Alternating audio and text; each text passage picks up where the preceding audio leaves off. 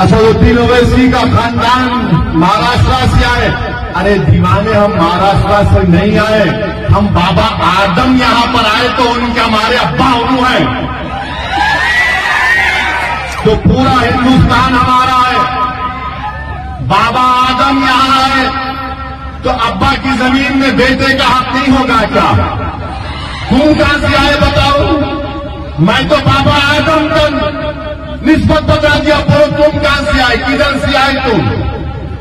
याद रखो, तुम मेरी जबान का मुकाबला नहीं कर सकोगे, मगर आपको बताने के लिए कह रहा हूं कि ये कांग्रेस का ये लीडर जो तेलंगाना की कांग्रेस का सदर है, इसकी ये जबान से निकलना कि ये तेलंगाना के नहीं है, ये आरएसएस की जबान है कि मुसलमान हिंदुस्तान के नहीं है, इस्लाम भारत का नहीं है, इस्लाम बाहर से आया।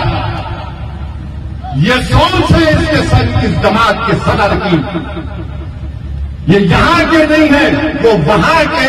यही तो आरएसएस गोलवालकर से लेकर पंडित दीनदयाल उपाध्याय से लेकर ये सब तो यही लिखे। क्या लिखा था गोलवालकर ने वी और नेशन ऑफ डिफाइंड में? यही तो बात की थी।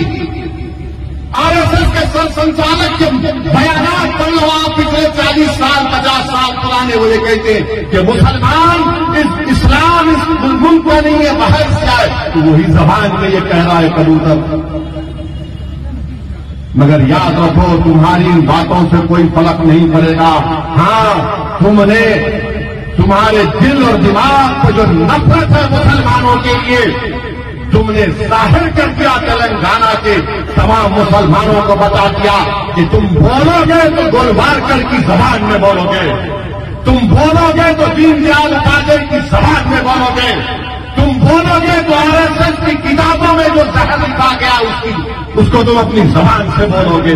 तो याद रखो, हम आरएसएस से 70 साल से मुकाबला करते आ रहे हैं, तुम नहीं करे। और ये कौन था ये सदर इनका?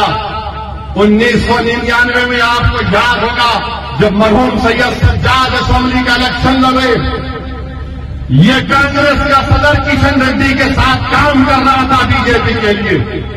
मैं देखा अपनी आंखों से इसको देखा, मैंने कहा पर ये गुड्डी मंगापुर की मार्केट उस वक्त का इलाका कारवान में था, वहां पर फिर रहा था किशन रेड्डी के साथ। अब हमको भूल रहे हैं, हमको सबक याद रखो, तुम्हारा पूरा सिलसिला हमारे पास है। तुम कब थे 1999 में?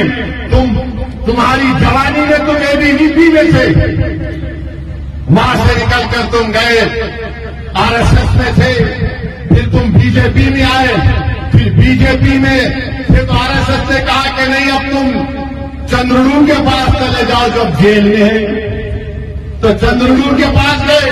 जब चंद्रनू का मामला खत्म हुआ तो कूद गए कांग्रेस में।